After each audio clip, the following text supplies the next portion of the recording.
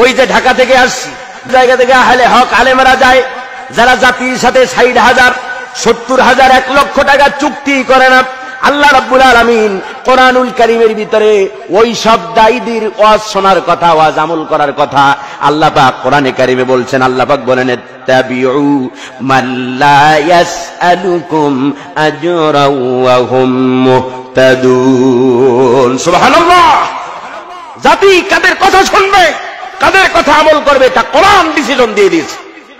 70,000 80,000 1 লক্ষ টাকা কন্ট্যাক্ট করে তুমি এমন জাতির কি হয়েছ, তুমি এমন জাতির কি হয়েছ, তারপরে দ্বীনের কথা বলতে যাও, ইসলামের কথা বলতে যাও, আগে তোমার কন্ট্যাক্ট নামা তোমার বিকাশে তোমার অ্যাকাউন্টে 1 লক্ষ টাকা পে করে তোমার টাকা কমপ্লিট হলে পরে তুমি দাওয়াত দিতে আসো।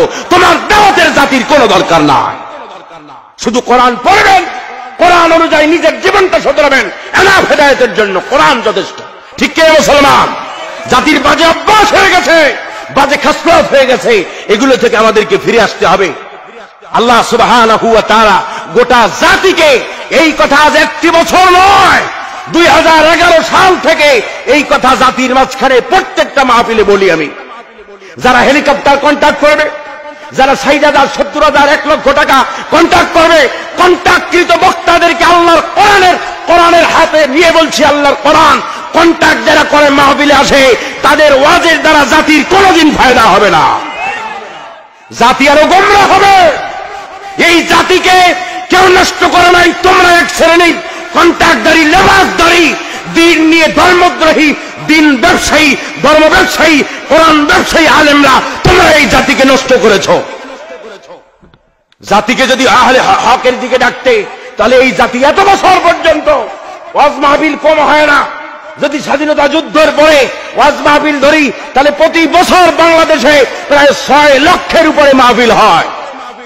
6 লক্ষ মাহফিল থেকে যদি একজন মানুষও যদি হেদায়েত পেত, তাহলে প্রতি বছর 6 লক্ষ মানুষ হেদায়েত পেয়ে যেত।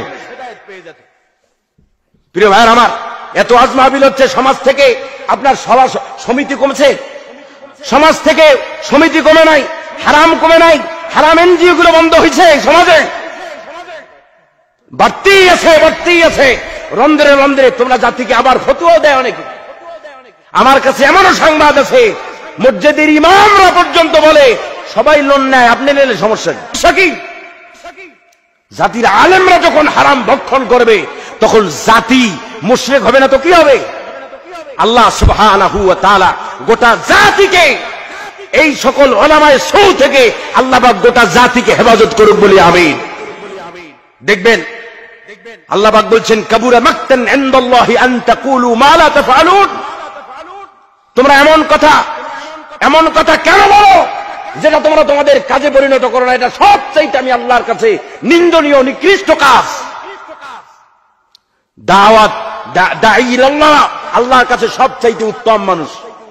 আল্লাহ রাব্বুল আলামিন বলেন, ওয়ামান আহসানু কাওলাম মিম্মান দাআ ইলাল্লাহি ওয়া আমিলা সালিহান ওয়া ক্বালা ইন্নানি মিনাল মুসলিমিন।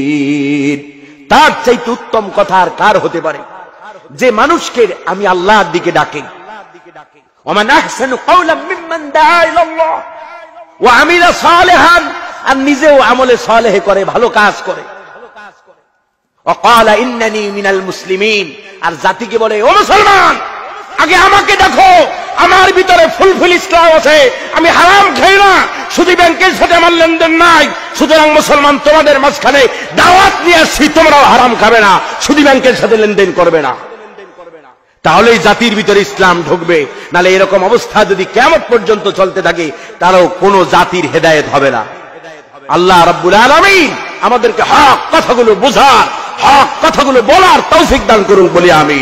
প্রিয় ভাইরা আমার, আহলে হক ওলামা, এই জন্য আমি বলি, যাদের কণ্ঠ নাই, অনুরোধ করছি, আমার কথাগুলো তাম পৃথিবীতে ছড়ায় যাবে এই মিডিয়ার মাধ্যমে।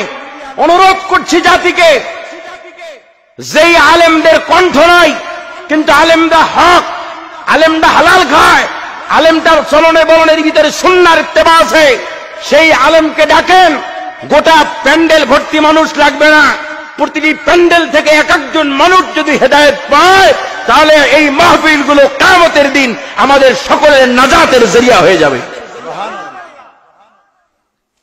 আর আপনারা বুড়ি বুড়ি বুড়ি গোটা অঞ্চল ব্যাপী যদি একটা মাহফিল হয় আর তাম দেশের জনগণ যদি এক জায়গায় হয় আর সেখান থেকে যদি একজনের হেদায়েত নসিব না হয়, তাহলে ওই যে টাকা অপচয় করলেন সব অপচয় হলো, কিয়ামতের দিন ওই কারণে জাহান্নামেও যাওয়া লাগবে।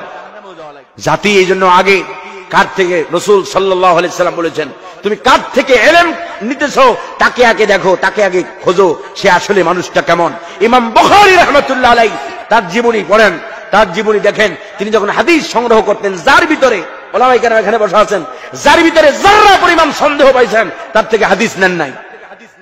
সিম্বল একটা দৃষ্টান্ত স্বরূপ তিনি দেখলেন একজন পশুর সাথে প্রতারণা করছে, পশুর সাথে প্রতারণা করছেন, হাতের ভিতরে দেখাচ্ছেন খাবার, এরকম মুট করে পশুকে ডাকছেন, পশু মনে করতেছে তার হাতে খাবার আছে, আসলে তার হাতে কি নাই, কিছুই নাই। তিনি আর তার কাছ থেকে হাদিস নিলেন না, কারণ যে ব্যক্তি আল্লাহর এক বোবা মাখলুকের সাথে প্রতারণা করতে পারে সে রাসূলের হাদিসের সাথে প্রতারণা করতে পারবে না। ব্যাপারটি এমন না।